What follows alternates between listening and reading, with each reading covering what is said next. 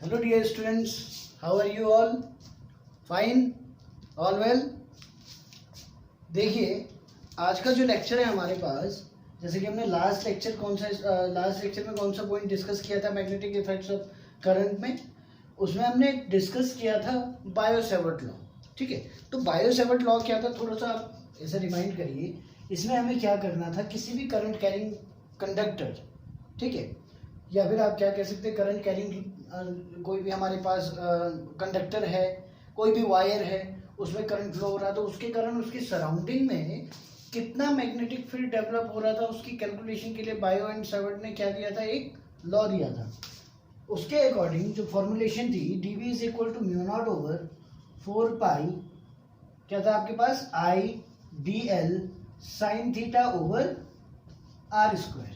Here I क्या था हमारे पास, current flowing through the conductor, dl length और element of the current element, या फिर आप क्या कह सकते हैं कि एक सेक्शन जो हमने वायर का कंसीडर किया था उसकी लेंथ, और साइन थीटा क्या था आपके पास, जो लाइन कंडक्टर और उस पॉइंट के बीच की लाइन थी, कंडक्टर और उसके बीच का जो एंगल था उससे हमने क्या ले लिया था, साइन थीटा, और ये क्या था, डिस्टेंस थी। ठीक है, तो आज हमें क्या करना है, इसके एप्लीकेशंस में एक एप्लीकेशन उठाना है, magnetic field at the centre of a current carrying loop.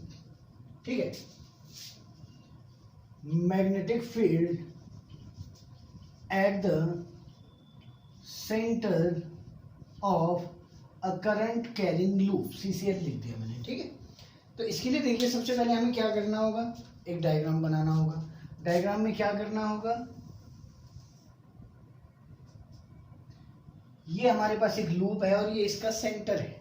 ठीक है, कोई बड़ी बात नहीं है। आपने क्या कह दिया, यहाँ पे हमारे पास एक एलिमेंट ले लिया आपने DL, और करंट कुछ इस तरीके से फ्लो हो रही है, या करंट की डायरेक्शन सपोज मैंने इस तरीके से दे दी है। ठीक है, this is the direction of current. अब ये DL एलिमेंट की बात हो रही है हमारे पास, हमने इस DL एलिमेंट को ले लिया और यहाँ देखा हमने कि DL एलिमेंट क्या कर रहा है, जो रेडियस है हमारे पास इसकी, ये सेंटर है, इसके साथ एंगल बना रहा है 90 डिग्री का। ठीक है, तो हमें क्या करना है, we have to calculate the magnetic field, calculate the magnitude और and direction of the magnetic field at the centre of this CCL, right.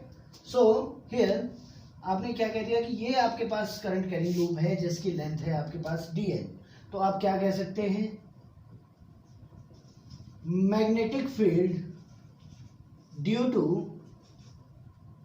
element DL will be suppose dV, this is the magnitude of magnetic field, right। तो dV क्या कह सकते हैं आप, mu naught over 4 पाई, ये तो चलेगा, ये आपके पास प्रोपोर्शनैलिटी कांस्टेंट था।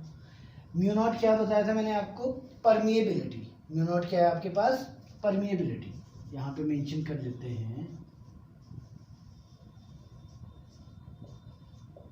This is what, permeability.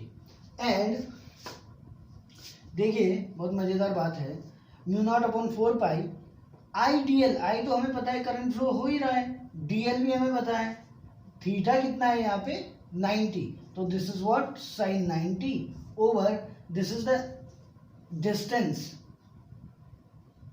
at point O, we have to calculate the magnetic field, then the distance from this element and the distance between the element and this point O is A, so ये आपके पास क्या हो जाएगा, A square हो जाएगा। तो अब यहाँ से क्या कह सकते हैं, dV क्या आ गया आपके पास, mu not over 4 pi I DL over A square, कोई इतनी बड़ी बात नहीं है, नॉर्मल सॉल्व कर रहे हैं आप लोग। अभी आपको क्या करना है, ड्यू टू एंटायर लूप, ये तो एक एलिमेंट छोटे से टुकड़े की बात करता हूँ, मैंने इसे A कह दिया, इसे B कह दिया। ठीक है, ये इस एलिमेंट AB के कारण मैग्नेटिक फील्ड था, बट अब हमें क्या करना है, पूरा का पूरा कितनी लेंथ होगी भाई इस वायर की, अगर इस एक वायर ने एक सर्कुलर लूप फॉर्म किया है जिसकी रेडियस A है, तो उस केस में उस वायर को अगर हम खोल देते हैं, ठीक है, तो उसकी लेंथ कितनी आ जाएगी, जितना कि उसका इस लूप का सरकमफेरेंस होगा, उतनी क्या हो जाएगी, उस कंडक्टर की लेंथ हो जाएगी। तो देखिएगा इसी के अकॉर्डिंग आप क्या कह सकते हो, magnetic field due to entire loop.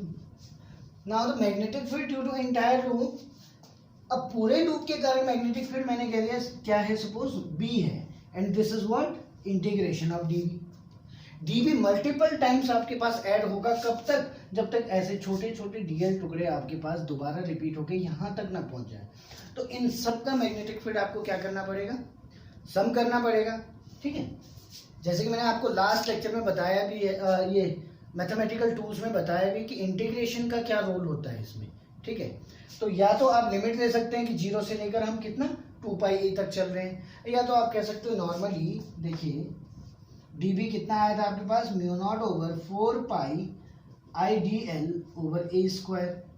So this is what, mu not over 4 pi आपके पास कांस्टेंट टर्म है, बाहर आ जाएगी, आई भी आपके पास कांस्टेंट है, ए स्क्वायर भी आपके पास कांस्टेंट है, तो कांस्टेंट टर्म का डिफरेंशिएशन नहीं होगा, बस वेरिएबल क्या है यहाँ पे आपके पास डीएल। बदलाव किस में हो रहा है, चेंज किस में हो रहा है, केवल लेंथ में चेंज हो रहा है, अदरवाइज उसकी रेडियस देखी जाए हर एक पॉइंट पे तो क्या है, कॉमन है, कांस्टेंट है। जो करंट फ्लो हो रही है वो इस पॉइंट पे भी उतना ही है, इस पॉइंट पे भी उतना ही है, इस पॉइंट पे भी इतना ही है, ठीक है। तो कांस्टेंट टर्म को आप बाहर ले लेते हैं, mu not over 4 pi I over R A square, out कर दिया आपने डीएल। समटाइम्स देखो अगर कभी कभी ये भी लिखा रहता है कि आपको डीवी कहाँ से लेकर 0 से लेकर 2 पाई तक चलना है, ठीक है, तो ये भी मेंशन किया रहता है। आपकी मर्जी है 2 पाई ए तक, मतलब सर्कमफेरेंस टोटल ले जाना चाहो तो आप वो भी ले जा सकते हो। अल्टीमेटली अगर आपको ये लिखना है direct, here integration of DL is equal to 2 pi A, no problem, आप डायरेक्ट ये भी पुट कर सकते हो। तो आपके पास क्या बन जाएगा, म्यू नॉट ओवर 4 पाई आई अपॉन ए स्क्वायर 2 पाई ए। भैया ठीक है, आपका मन है अगर 2 पाई से 2 पाई काटते हो तो ठीक है, अब नहीं भी काटते हो तो ये बहुत सुंदर सा दिखने वाला है, b is equal to mu naught upon 4 pi 2 pi I over a. इस तरीके से भी लिख सकते हो आप, आपका मन है, आप किसी भी तरीके से लिख सकते हो, लेकिन ये चीज़ें थोड़ा सा आपके पास अब मैथमेटिकली कोई लॉजिक वाला क्वेश्चन अगर पूछा जाता है तो आप इजीली इन चीज़ों को क्या कर सकते हो, कैलकुलेटिव फॉर्म में अप्लाई कर सकते हो, ठीक है। तो ये दो पॉइंट था आपके पास, कौन सा, कि अगर कोई हमारे पास सर्कुलर लूप है उसके सेंटर पे मैग्नेटिक फील्ड क्या होगा। लेकिन दूसरा पॉइंट जो इम्पोर्टेंट पॉइंट जो आपको पूरा मैग्नेटिज्म में आपके दिमाग में रहना चाहिए, डायरेक्शन, कि किस तरीके से हम डायरेक्शन कैलकुलेट करेंगे इसके सेंटर पे, ठीक है।